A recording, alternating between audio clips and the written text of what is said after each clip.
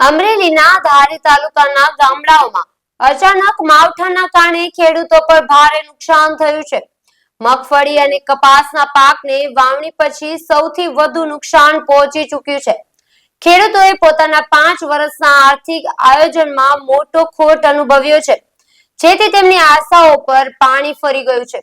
આથી ખેડૂતોની સમસ્યાઓને સમજવા માટે સામાજિક અને રાજકીય આગેવાન જીતુ સેલડિયાએ ધારી તાલુકાના ગામડાઓમાં પહોંચીને ખેડૂતોની રૂબરૂ મુલાકાત લીધી અને તેમને દિલાસો પાઠવ્યો. જીતુભાઈ સેલડિયાએ સરકાર પાસે આગ્રહ કર્યો છે કે કમોસમી માવઠાના કારણે થયેલા નુકસાનની માટે ખેડૂતોને તાત્કાલિક સહાય આપવામાં આવે. મારા ધારી તાલુકા અને આજુબાજુના ગામ કે મારા સરસિયા ગામ અને હાલ તમે જોઈ શકો છો સમગ્ર ગુજરાતમાં જે પ્રમાણે આ માવઠા કમોસમી વરસાદે જે ઘેર વરસાવ્યું છે, ખરેખર ખેડૂતોની જે પરિસ્થિતિ કહી શકાય ને ખૂબ જ દયનીય ખૂબ મોટા પ્રમાણમાં નુકસાન થયેલું છે.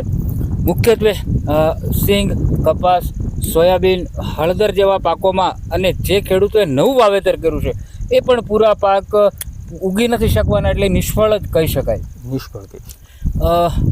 સરકાર વાત કરો સરકારની તો સરકાર ભૂપેન્દ્રભાઈ પટેલ સાહેબની સરકાર, કૃષિમંત્રી તરીકે જીતુભાઈ વાઘાણી સાહેબ બધા ખૂબ પોઝિટિવ છે.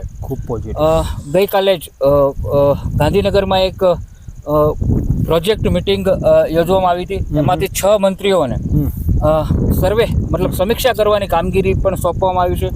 બધા જ પોતપોતાના વિસ્તારમાં સર્વે કામગીરી કરવા માટે નીકળી પણ ગયેલ છે.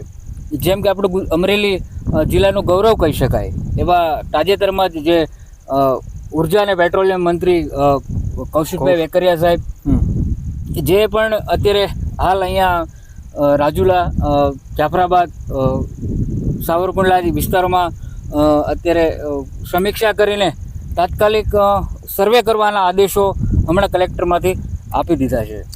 ખાસ કરીને ખેડૂતોની લાગણી અને માંગણી એ જ છે કે સહાય મળે. સહાય કરતાં પણ અત્યારે તરત તાત્કાલિક ધોરણે આનો સર્વે થાય, યોગ્ય પ્રોપર સર્વે થાય, એ ખાસ કરીને લાગણી અને માંગણી છે.